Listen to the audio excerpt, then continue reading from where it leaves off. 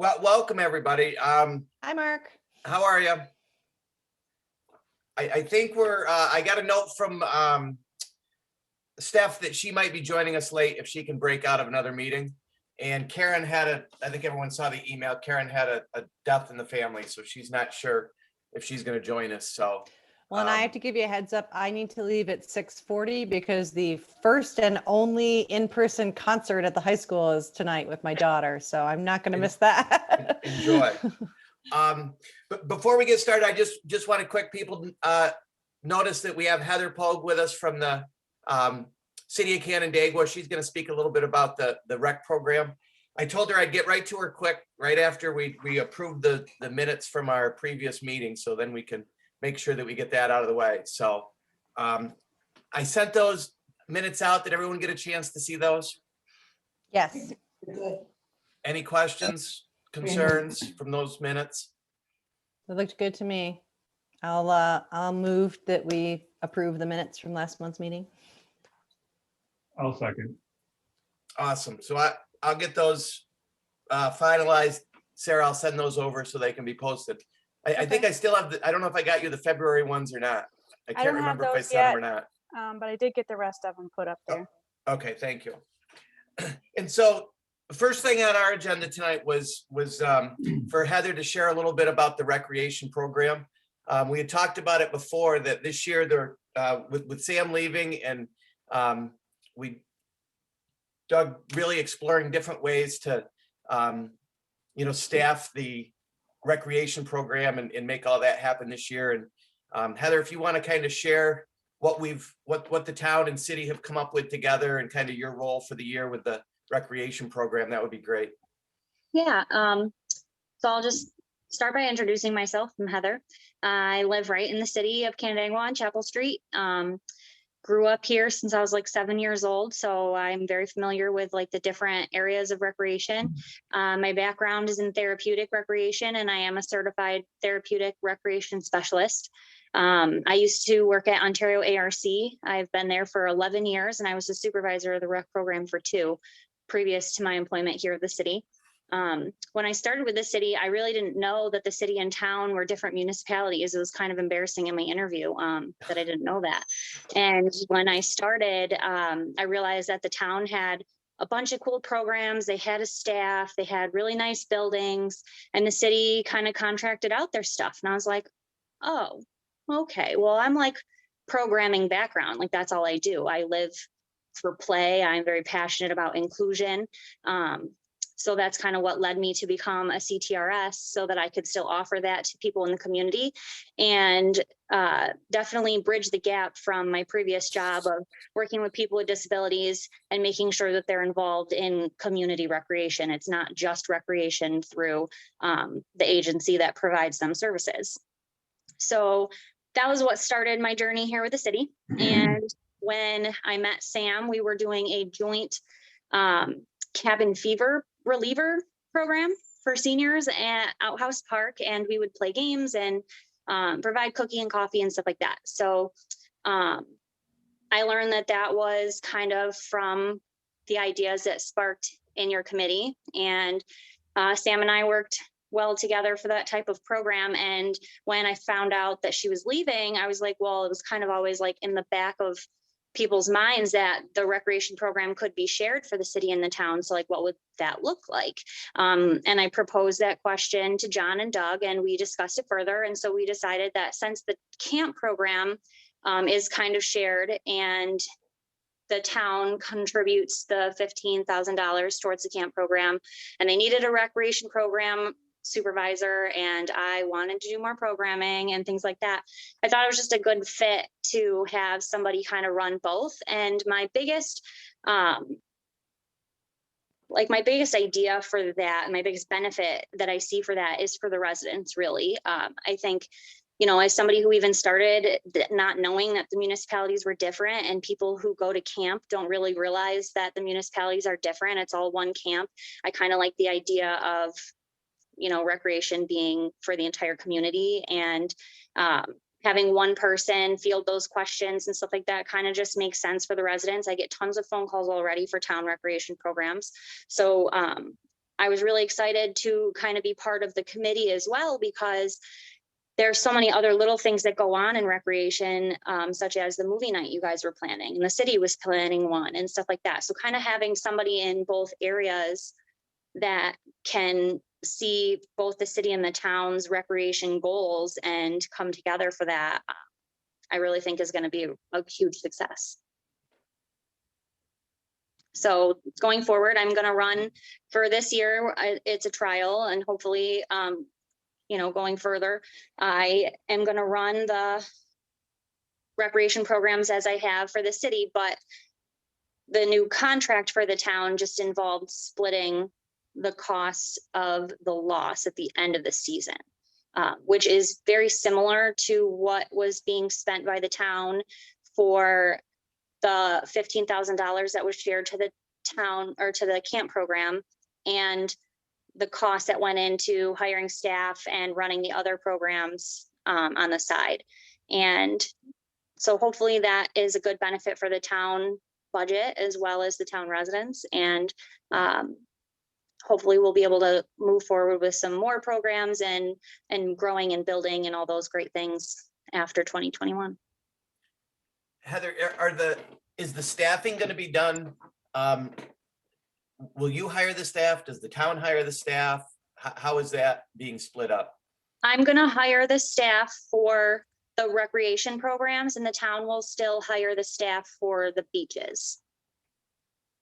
So like the lifeguards and the attendants and things like that. So, And the rangers and all that stuff. So I will just be in charge of hiring program staff. so like somebody that's doing the kiddie program at the schoolhouse. So you'll hire all those people for all those programs, no matter where they're happening. Yep. Okay. Yeah, and I feel like that's a little streamlined. Like, I don't know if I'm being naive, but I feel like, having the town recreation staff versus the city recreation staff and different forms of training, different pay rates, all that stuff, it'll be a little bit more streamlined to have, one version of training, one, version of CPR. Everybody's kind of on the same page for that type of stuff. So no matter what recreation program people go to, they'll all be under that umbrella. So will we look at that as recreation staff or city staff? I mean, how would that? It's city staff, and that goes into the portion of the budget that will be split. So I had given Doug a spreadsheet of, what the recreation camp looks like. And we have our youth and adult programs that are run separately. That's not included.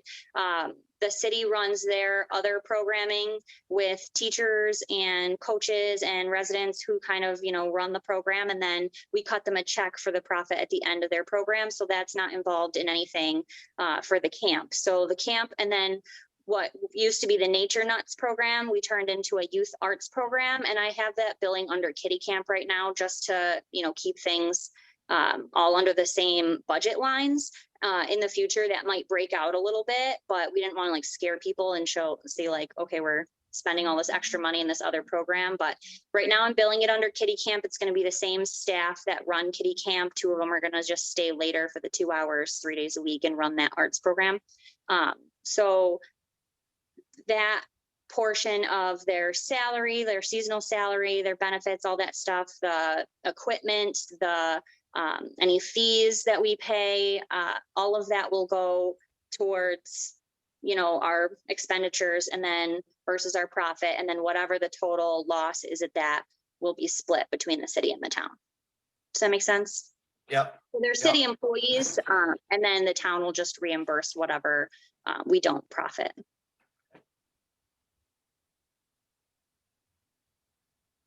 Any other questions, anybody? Well, Heather, I think it's a great idea. Again, we've talked a ton about shared services and everything like that. And it's, like you said, it just seems like the perfect fit with, everybody thinks that Kershaw is a town beach anyway. So just another extension of some of those things. And I think the more we can do together, I think the better off we are. So. Yeah, I think I kind of have a benefit of being I have no municipal recreation experience. So I kind of came in very naive, well, why can't we just do it this way? And I learned a lot. You know, I realize that it costs $90,000 to run Kershaw, and we will not profit if we don't charge anything. And there are reasons why the things are the way that they are. But I feel like recreation is just one of those things that people live for. You know, you wake up, you go to work, you take care of the kids, all that stuff, so that you can spend time with your family and you can do fun things in parks and recreation and go to the outdoor movies or festivals or whatever it is. And, it shouldn't be political. It shouldn't be complicated. It should just be fun.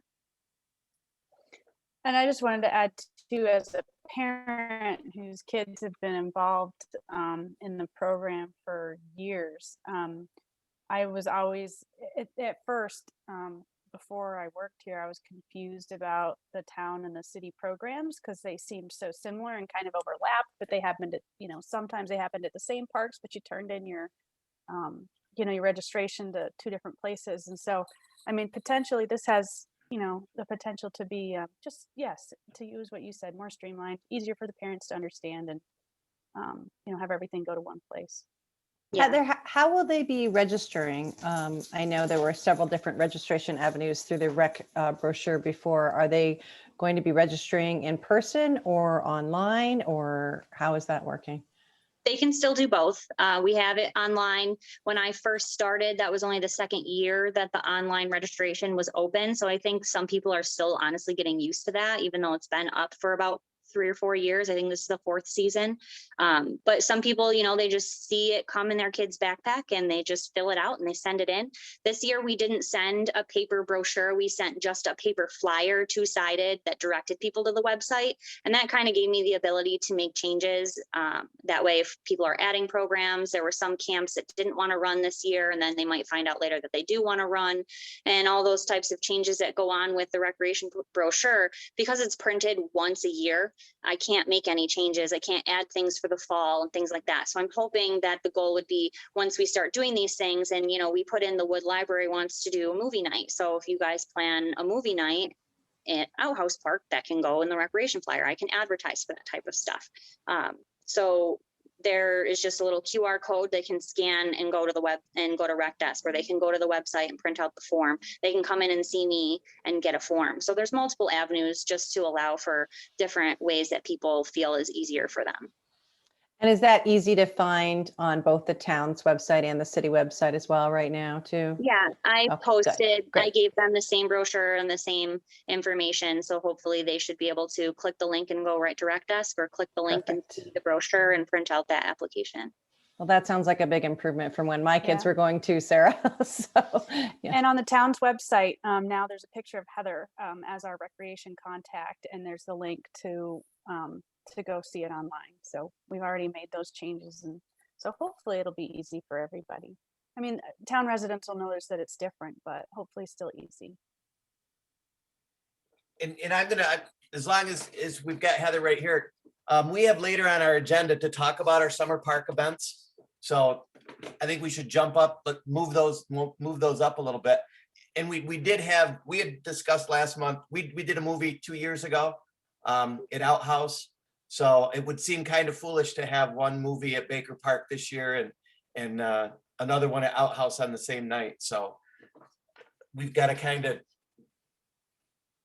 figure out, a different plan or for what we're going to do, or, maybe we do last year we did food trucks and then like a bounce house. I think maybe bounce houses might be out with COVID for a little while longer, but I mean, maybe we plan it so that there's some other activity people could earlier in the evening go to Outhouse and then across the street to Baker, or maybe that's something that we can flesh out. I'm not really sure what. Any thoughts or ideas? I'm planning this outdoor movie with the Wood Library, and I don't know if you guys get anybody to join in, like Kiwanis or the library, to help kind of sponsor that type of thing, but they're the ones that gets the movie for us, and we provide the equipment, and then Kiwanis provides the snacks. So I mean, there's no reason that we can't have to do it at Baker Park. So I mean, not to like invite myself to your committee meetings, but I would be happy to be part of them or be part of the committee, so that I can definitely be kind of the spokesperson for both sides, or maybe not spokesperson, but just have that information for both people. So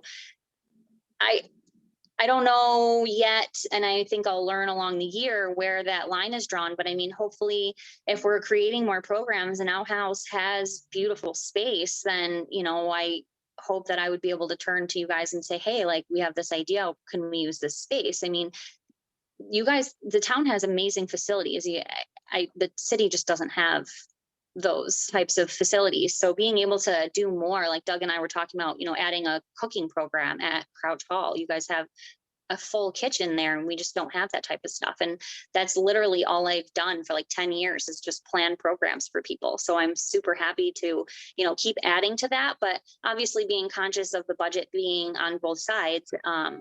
But the facilities are just, you know, sitting there waiting to be recreated in. So Oh, We've often said it would be I think- great to use those, like, especially like the kitchen down there more than we do. And I think you should plan on, in your role, in my mind, you're our specialist now too. So yeah, absolutely. it's not our park or your park. It's, hey, Heather, run with any one of these parks. If, you know, I guess I see one big joint program in the That's future my where, goal. you know, Absolutely. it's not a city program and a town program. It's a Canandaigua program. So, And that's so I what think, I've been going I think much to that, to those ends, that we need to have some kind of master calendar. So that, Mhm. that if we plan stuff, we could put it on it. And if Heather plans stuff, she could put it on it, or some collaboration between the two, just so that we're not running into what we're running into with movie night. You know what I mean? Mhm. Yeah, and then going forward, I would love to, you know, as we discuss being part of the committee and things, I don't know what you guys have for social media, but I do conferences every year for camp conferences and recreation conferences and conferences to keep my certification and stuff like that. And there's so much talk about like social media, and everybody has their own recreation social media page. And I don't know if the town has that, but the city doesn't have their own recreation social media page. But I started a Canandaigua community Instagram, and you can post that to anything. So you can always forward images from Instagram to all sorts of things, but it would be great if we had like just a Canandaigua community recreation, you know, whether it be social media or calendar or something like that. So there's just like one place to look for all those things, because the city has their city Facebook page and the town has their Facebook page, but there doesn't need to be two recreation pages if there's one Canandaigua community recreation. So that's what I've been going forward with on all my flyers and emails and stuff is, and I'm even changing my phone description when people call me and leave a voicemail. I'm the Canandaigua Community Recreation Supervisor, because I'd really like to make sure that I'm, you know, evenly, you know, advertising for both. So. And also, we also have the town of Canandaigua has their events committee. Okay. I don't know if anyone's talked to you about that, and that's a special, usually the Parks and Rec doesn't plan the events. Usually the event committee has done that. We've just Okay. kind of picked up on the movie night and a concert night as, hey, what else could we do? So Sure. there are other, you know, some other things going on, the Halloween event and things like that. So, I mean, we don't want to lose track of that group as well. So. Great.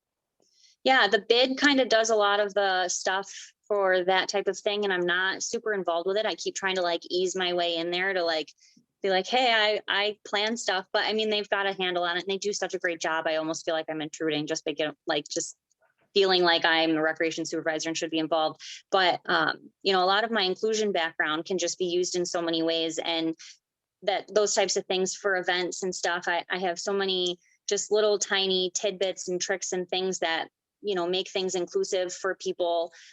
We have probably about 2,000 residents in the city and the town of Canandaigua that live with disabilities. And I am always trying to think of ways that we can make sure that they're all included. And I advertise on every flyer and anywhere that I can that it's recreation for all, it's inclusive and stuff. So even just having any type of person that can speak for that demographic, I love advocating for that. So even if I'm not involved in planning per se, just having the mindset of, you know, what can we do to do more and be more inclusive, I love being part of that. So I think maybe we'll kind of keep this on the calendar then.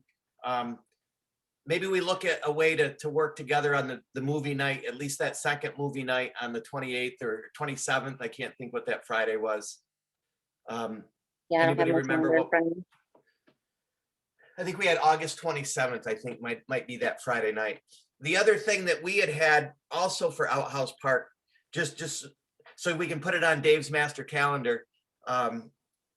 We were thinking about the week of July 16th, having a band at Outhouse Park and maybe a food truck or something like that.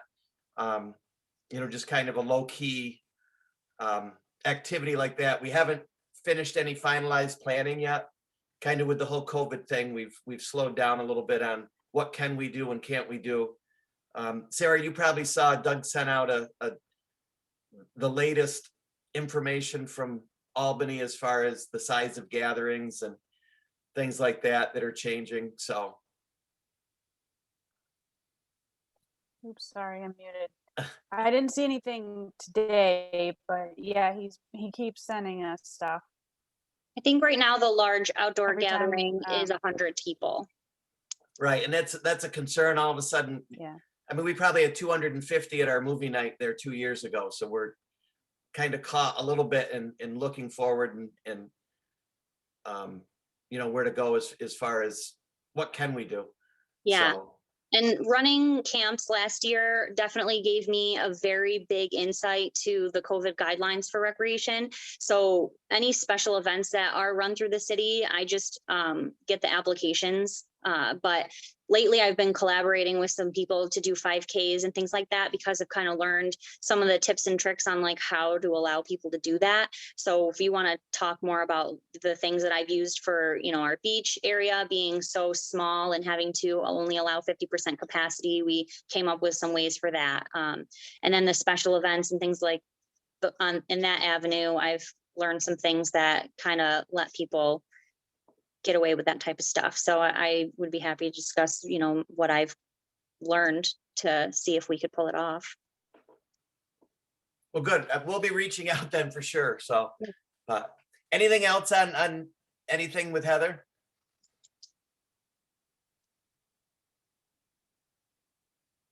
Okay, we're gonna move along quick. Adeline, you got to get to the concert. So, Sarah, do you have any town updates? I know we tried to meet with Doug and Doug's on vacation, so I didn't know if there are any hot button issues that we got to look at. And No, I don't think so. I mean, I know you sent that email and I tried to give you all the answers I had. But I mean, not since last meeting, nothing new really. I'm just taking a quick look through. One of the things I had emailed to Sarah was, remember we talked about the traffic study on Buffalo Street? Oh, yeah. We requested a traffic study right at Outhouse Park. And the Parks and Rec had a recommendation to the town board so that we could move forward. At, what was it, Sarah, 5:55, you got the email that said. I got it at 5:40, checked my email right before I logged in and forwarded it to you. We got it today after I told you yesterday that they said, it would come at some point. But the New York State Department of Transportation doesn't feel that there's any need to reduce the speed on Buffalo Street coming down over the hill, from about the dump area down to the city. So that had come, there was a resident that had sent out a request asking for a study in that area. So it looks like for now, the speed limit there is going to stay at 55. So. Is there any update, Sarah, on the RSM Parkland opportunity? No. Okay. I've had a lot of people reach out to me regarding that were interested in learning more about it and supportive of it. So, Yeah. The best thing we can do is just direct them to the page on the website, the Lakefront Land Acquisition page. So all the information we have available is already on there, and there's no new information. And if we get new information, it'll be there or, Okay. at a board meeting, but nothing new. okay, thanks. The next thing on our agenda, Dave, I don't know if you want to speak to the open space request that you received. I sent out the PowerPoint, and Dan, you sent that out as a PDF with just the information. Dave, if you could give us an overview. I guess I'm not 100% sure what So being asked for. I think the person that sent it on to me is, they go to our church. So I was just a person that she knew. So she was sending it on, kind of alluding to the fact she didn't really know like how, you know, what the process is for, you know, parks and all that. So another person put together that PowerPoint, and then I shared it with you, and then subsequently you shared it with everybody. So that's my whole involvement with it. So I mean, and I know that that's the former site of the Everwild View spa that they were looking at. So Carol also contacted me as well, David, knowing me from church as well too, and I had a bit of a conversation with her regarding it as well. So, Do we know what they're asking from the committee? I guess I'm not. well, so my understanding. Go ahead, Dave. Sorry, you. She said to me she didn't really understand the process, and she saw Parks and Rec, and is this the place to start? And I'm like, you know, it's certainly one of the places to start. You know, the recommendation for Parks and Rec could go on to the town board. Ultimately, it's the town board's decision, not Parks and Rec. So you know, that's kind of where I left it with her, and so she's aware of that. Yeah, I recommended that she reach out to Kathy Menacott, the supervisor, and the rest of the town board, and you know, just as a great place for constituents to contact. I think basically what they're looking for is to preserve that land as a bit of a buffer for the lake, because there's such a heavy development pressure over here right now. And they were concerned about its proximity as well to the PDR on the Weifels farm there too. Obviously, it would be a nice advantage to the people that live near Carroll, right next door to that area as well.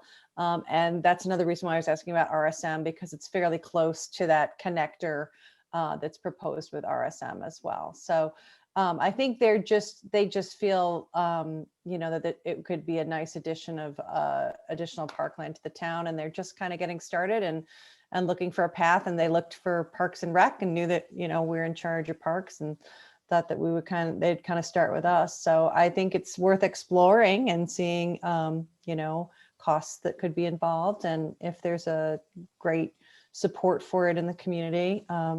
And what we think, you know, it's something we haven't discussed as a committee at all. I don't know what everybody thinks about if that would be beneficial to the town as a whole.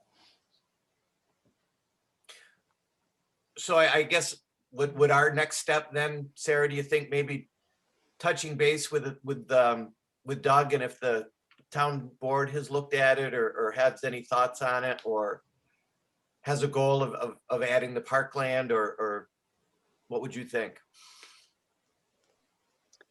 I mean, yeah, that's up to you guys as a committee. If this is something that you have an opinion of, you can pass that along, you know, through Doug to the board.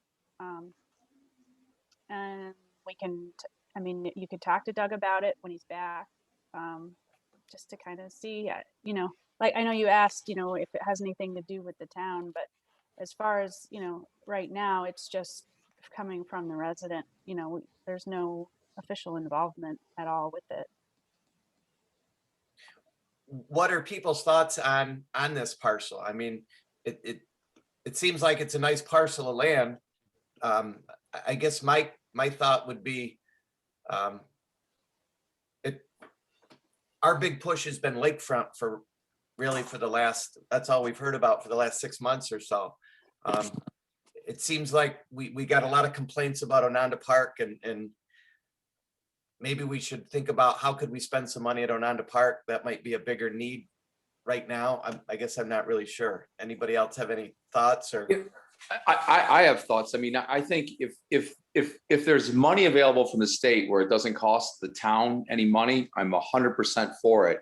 But if we're going to put money into open farmland, why wouldn't we put, and it's out of the taxpayer dollars, why wouldn't we put that into Ononda and existing parks to bring them up to a different level? And I think if you listen to the residents, they're not talking about open farmland, they're talking about lakefront. I mean, that's all that I see. Yeah, from my perspective, I would agree with you, David, that monetary issues would be of great concern.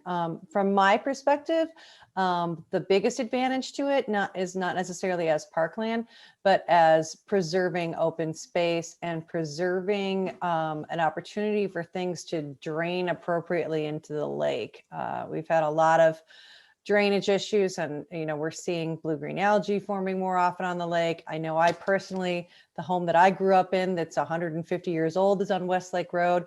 10 years ago had a massive destruction of their land and drainage into the lake because of upland development above them.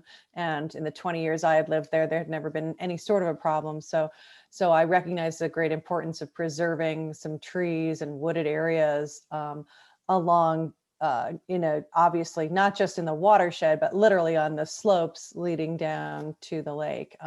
And this is certainly an area with massive development pressure right next door, as well as, with our sewer and water resources. It's definitely an area where development is going to happen. So I agree with David. I'm cautious about spending money on these things, but it also comes to me the importance of anything that we can do at this point to preserve the lake is really the reason that we all live here. So that's high on my list of it. Yeah, the obviously it appealed to me as location, but it is twice the size of, 143 acres, about twice the size of Ananda. It's a big space and it's really mostly wooded. And there is a ton of really nice wooded trails through there. Been hiking that area for quite a while. But they do have a slide in here about funding and financing and potentially a fundraising campaign. So maybe, besides any state money that we could find, but if there's a community grassroots group that wants to try to raise 1.4 million or close to that, it seems like that would be a nice addition to the park community, especially with its location to other pieces we're trying to put together. Yeah, I would agree. I think if like you said, if somebody can find $1.4 million, that would be, we'll jump right in line to help.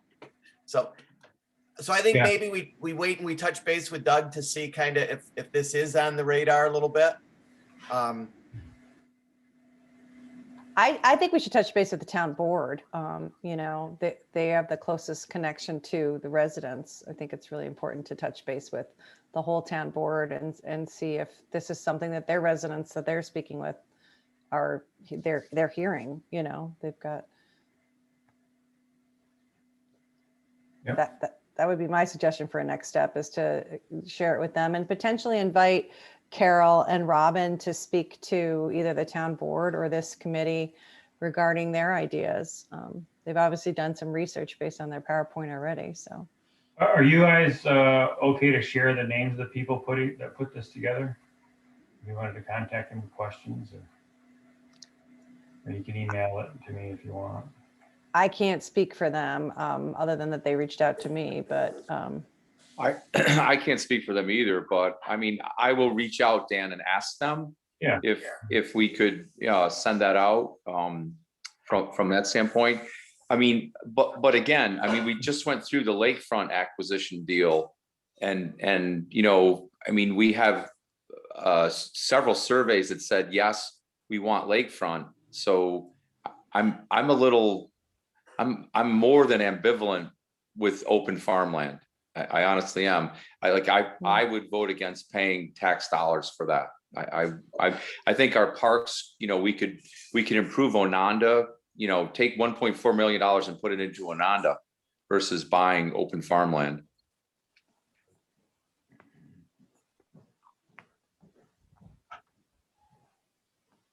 Any other thoughts, comments? Well, I I think it's worth having a discussion. Is this something that there is interest in? They've put in a lot of time. They've done a lot of research on the parcel and I think it's worth having further discussion. So I'll reach out again and see the best avenue. And again, usually talking to Doug, I mean, he's interacting with the town board every day. So, I'll go through that and we'll get it in front of the town board to hear what their thoughts are. And if it's something that we have a role in as our advisory committee, we'll further that. So Thanks, Mark. anything else? Okay, next on the agenda, just real quick, Kurt, we got to get ready. Sorry. enjoy the concert. The next thing on the agenda in the Parks and Rec code update is moving forward. So the ordinance committee, I haven't heard specifically any action on the code updates for the parks, but I'm on the email chain back and forth between the members, and it seems like everybody has been pretty receptive to the changes that we reviewed and really haven't heard anything negative. I don't know, Sarah, if you've been a part of any of the ordinance committee meetings or anything on that review. No, I didn't go to the ordinance committee meeting, but I can at least give you an update on the process. They set a public hearing for it for the next town board meeting. So that will be the April meeting. Sorry, my calendar won't open, so I can't say dates right now, but the April town board meeting is the public hearing for that.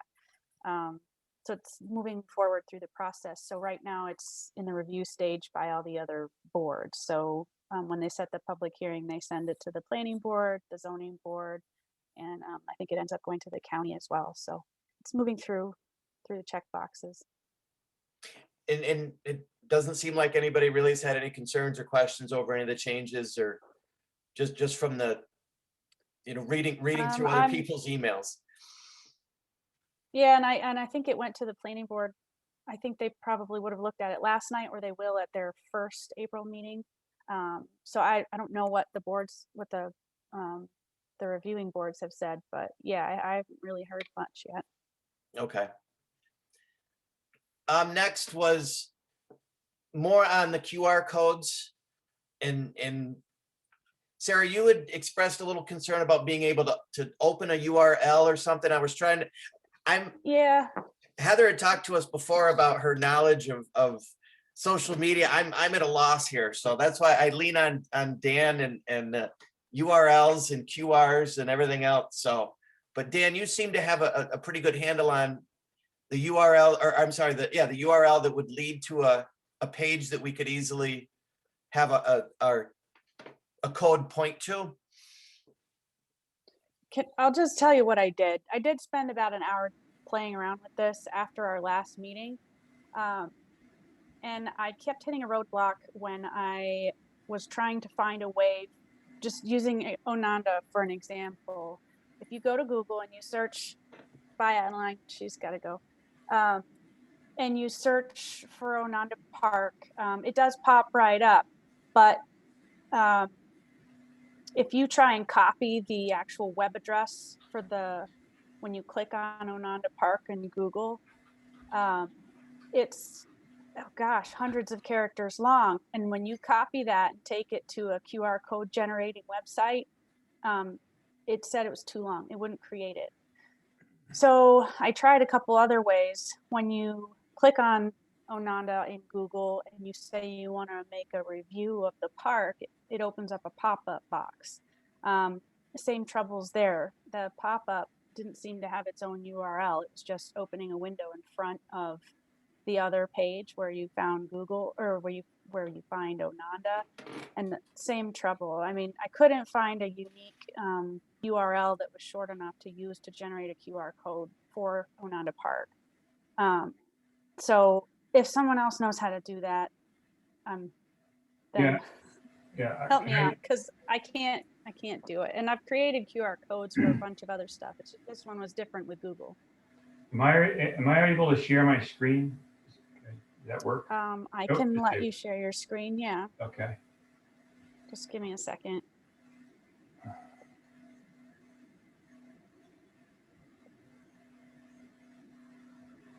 Depends Okay, on what you he's gonna should be able share. to share your screen.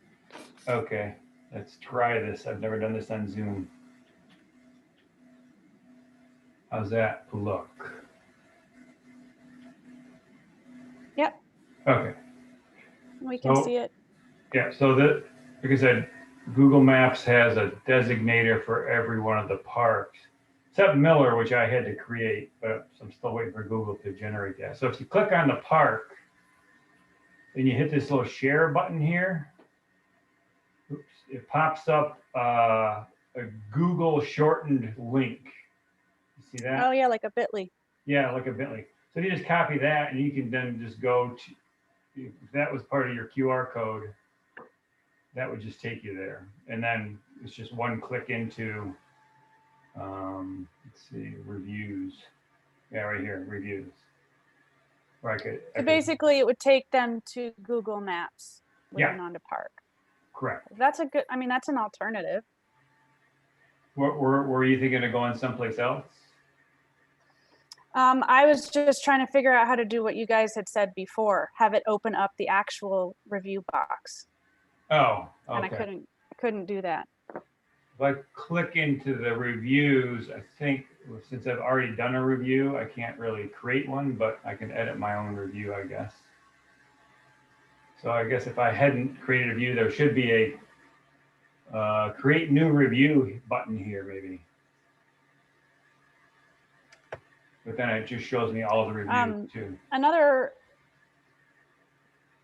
thing I came across is that I think it'll be easier with the other parks, but for Ononda, claiming Ononda Park on Google was it hasn't worked yet because they send a postcard to the location and there's no mailbox at Ononda. Okay. So I tried to and it never happened. Our town phones, it'll only do it to the official address on Google or the official phone number on Google, which we didn't set. Google figures that out on its own. And you know, they'll send a code to your phone number, but of course these are town hall phones. Yeah. No, we've tried it 5 times more. It just doesn't work. So at least for Ononda, I wasn't sure how we were going to be able to actually claim it on Google, because once you claim it, you can look, you can do more analysis on the reviews, you know, kind of get some stats from it. So I think we'll be able to do it with the other parks that where the address is actually, if we actually have a way to receive the mail, or if the address links back to town hall. But so there's some limitations, but Yeah. I mean, if you guys agree that that's where you want the code to send people is to the map, then it looks like there is an easier way to do it. So we could create the codes. It's just, yeah. You have to put a mailbox on the gatehouse.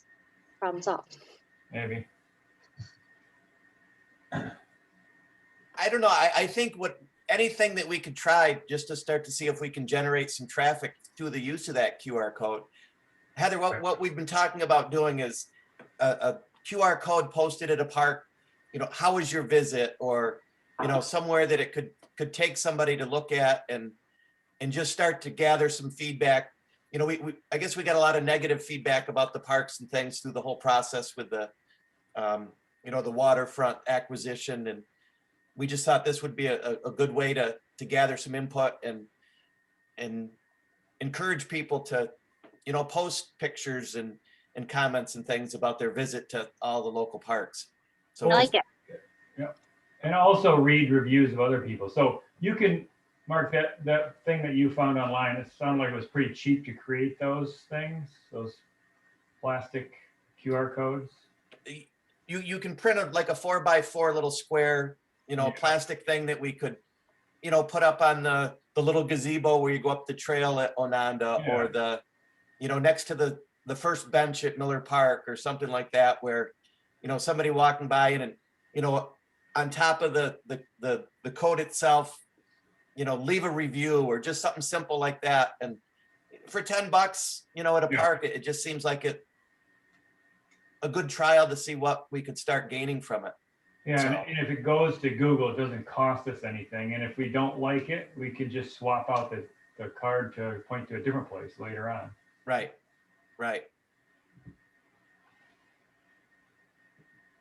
So really for the cost of the 4x4 plaque, you're in business. Right. And so I think it's something, and again, we haven't had a chance to sit down with Doug and talk about it, but if there's no problem with the town board, I think we should look at giving it a try this spring and continue on, and let's see what happens. Maybe nobody will use them, so, but The one thing too, just to think about is how do you want to use that information? And is it going to give you more information than what Google already does? Or I mean, Facebook.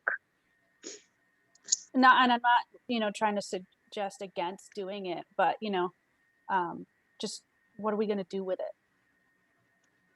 well, I think we would look Read, at see it. what, like how many new ones we get, and we have to remember, unless I can claim those on Google, I won't have any way to gather the data other than us just starting to read through the reviews. I'm still going to try and work with Google to I guess there's no other phrase for it, just claim the parks, but hopefully we can do that. We should be able to.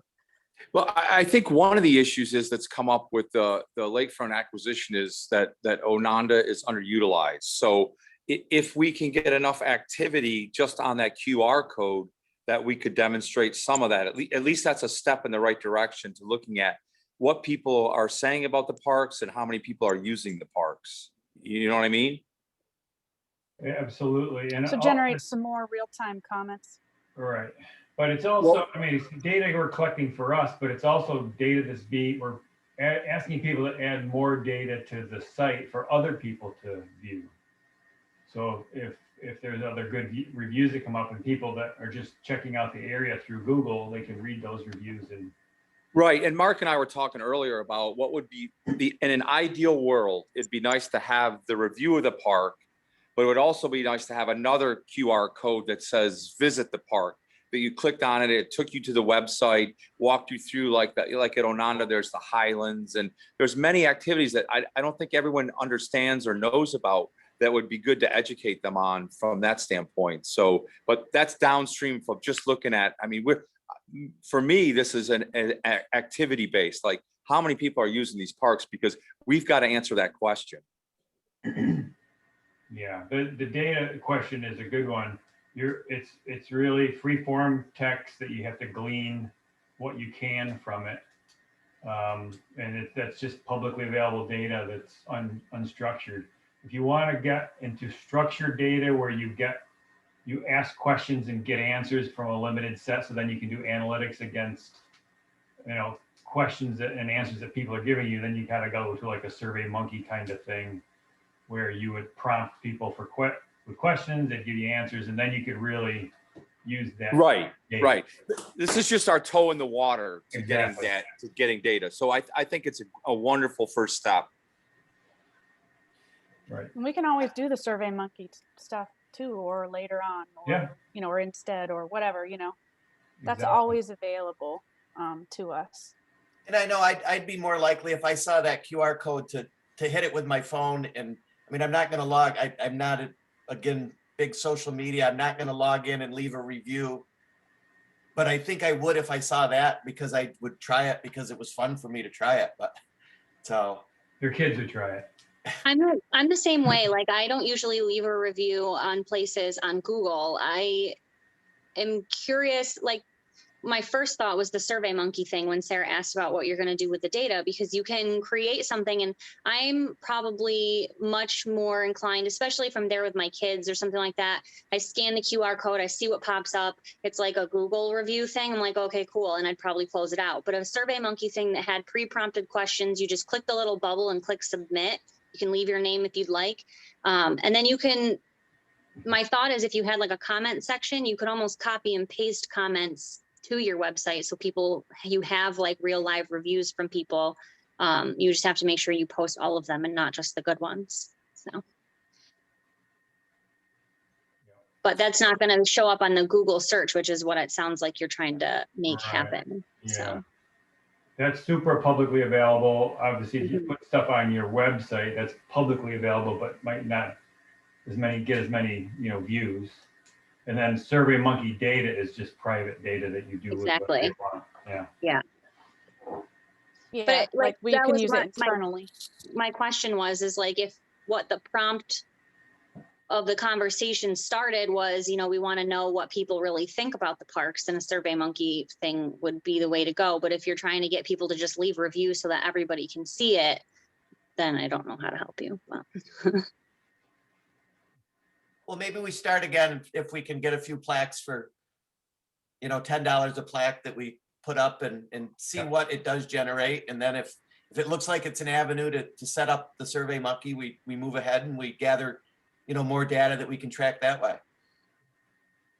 Yeah, and you can do the SurveyMonkey for a period of time when you're trying to collect some data for something and then switch it back. Pretty easy. So Dan, why don't we continue kind of fleshing out what each of those codes would look like and make sure that we can design it onto a little plaque. And Yep. Sarah, do you think we could come up with $90 at some point to buy 9 plaques or 7 plaques or? That's not a me question, but I know we do want to sit down with Doug at some point, so maybe Yeah. we can make a list and So- add that as one of the things to talk about. I mean, yes, we have a parks budget and there's more than $90 in it, but Does it cover the 1.4 million? that's No. not in the budget.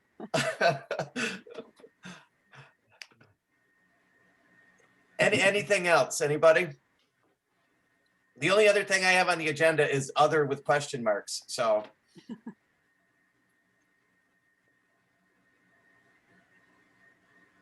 Anybody with any other input?